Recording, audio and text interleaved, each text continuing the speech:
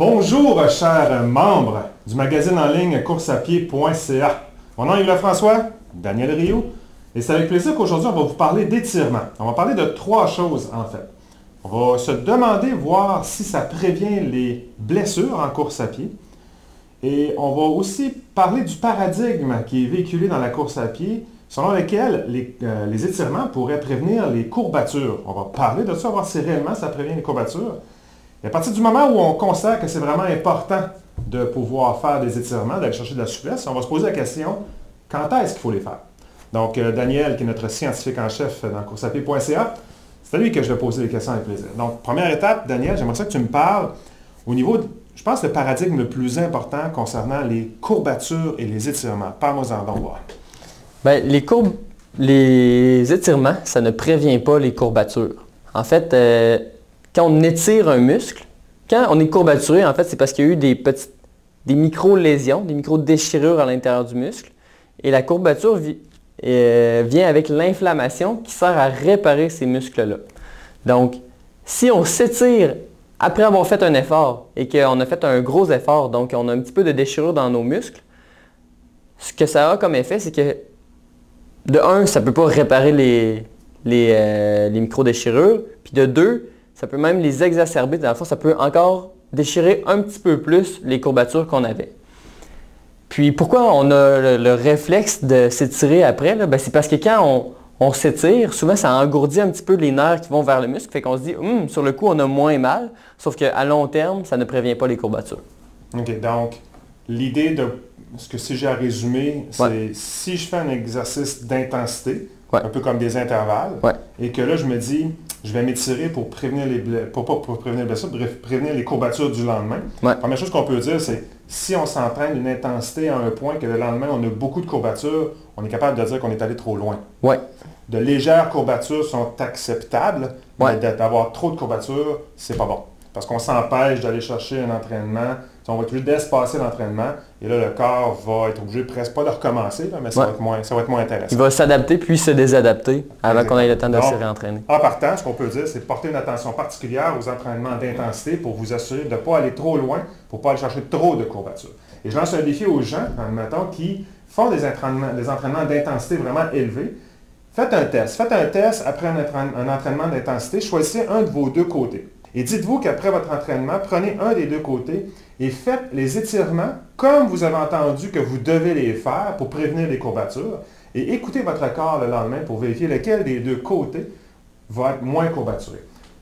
Je prendrai un pari sur celui que vous avez étiré serait à la limite presque plus courbaturé. Ça serait vraiment probablement ça qui arrive. Good. Merci Daniel.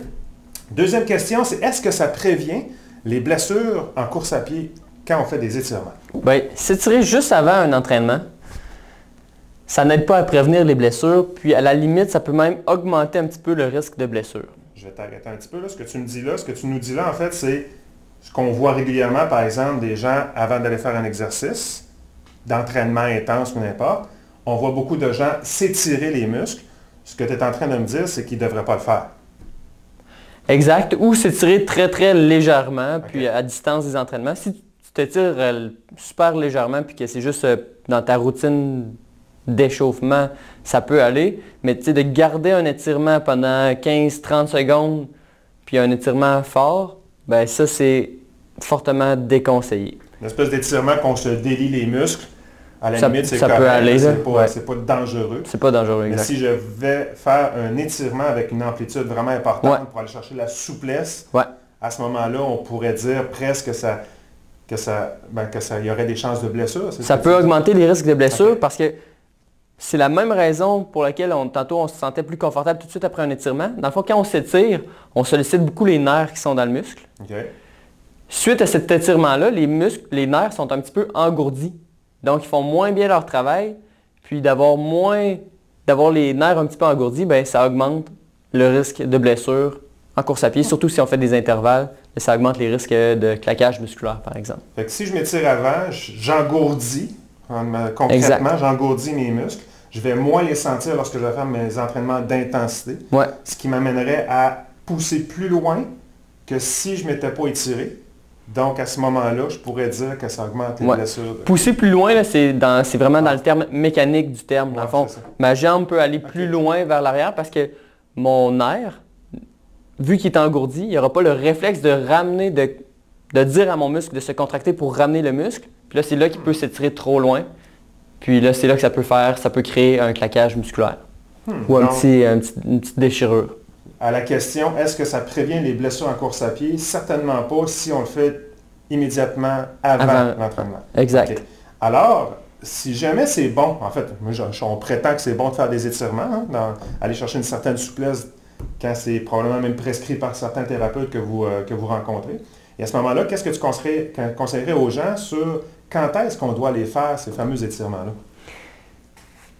La première chose, c'est de savoir, ben c'est ça, comme tu l'as dit, c'est de voir un physiothérapeute qui peut prescrire des étirements. Parce que de s'étirer juste comme ça, c'est pas nécessairement toujours bénéfique. Fait que l'idéal, c'est d'avoir l'avis d'un professionnel de la santé sur ça. Puis une fois que ça a été prescrit, ben, c'est de s'étirer, je vous dirais, 2 heures avant ou 2 heures après un entraînement. Parce que là, dans le fond, l'étirement n'aura pas d'effet ni sur les micro-déchirures qui ont été créées pendant l'entraînement, puis l'engourdissement des nerfs va être disparu après 2 heures. Fait que 2 heures avant, 2 heures après, c'est l'idéal. Fait que si on a à résumer un peu de la situation, c'est si, en fait, on pourrait quasiment dire de s'étirer sans que ça ait été prescrit par un professionnel qui m'a dit « je manque de souplesse à tel endroit », pourquoi s'étirer? C'est presque ça qu'on pourrait dire. C'est ça. Surtout si vous n'êtes pas blessé en ce moment. C'est ça. Si vous n'avez aucune blessure, pourquoi s'étirer? Cependant, c'est très bénéfique de chercher de la souplesse dans certains endroits. Ouais. Puis en vieillissant en plus, on perd de la souplesse, donc c'est important. Mais faites-vous suivre par un professionnel. Et lequel professionnel pourrait vous dire, par exemple, ben, vous manquez de souplesse à tel endroit, il va vous prescrire des étirements. Et ce que tu dis, Daniel, c'est que 2 heures avant, 2 heures après, autour d'eux, on pourrait dire que c'est pas scientifique, mais presque, parce qu'à quelque part, l'engourdissement des muscles a presque disparu. Et à ce moment-là, on est capable d'avoir plus de feeling, de savoir comment s'étirer sans se blesser, puis de faire notre entraînement avec efficacité. C'est ça. Ce feeling-là est inconscient. Là, tu ne peux pas t'en rendre compte. Là. Tu ne peux pas le réaliser, sauf que c'est des réflexes. Là, donc, c'est 100% inconscient. Good. Ben, c'est bon. Fait que le résumé, ça ne prévient pas les blessures en course à pied, au niveau des étirements, surtout si on les fait avant. Ça ne prévient pas les courbatures quand vous le faites après. Et si vous devez les faire, espacer d'autour de 2 heures avant, 2 heures après.